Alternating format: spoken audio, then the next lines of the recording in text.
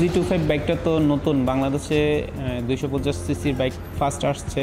এখন আমরা সার্ভিস যদি কোথাও নিতে চাই, কারণ এরা তো ওই টেকনিশিয়ানগুলো তো বাইরে টেকনিশিয়ান, ও তো ইয়ামা থেকে দক্ষ হওয়ার মতন পসিবিলিটি খুব কম।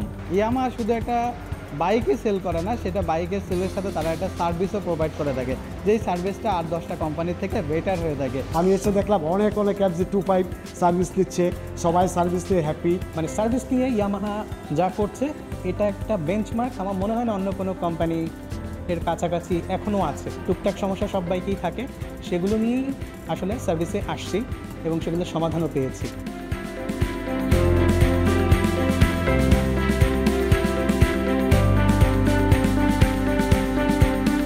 ইয়ামাহা হচ্ছে একটা বন্ডিং এর নেম, একটা সাইন অফ বন্ডিং, দ্যাট আমরা প্রত্যেকটা বাইকার যাতে প্রত্যেকটা বাইকারের পাশে দাঁড়াতে পারি, এরকম একটা জিনিস মনে হয়।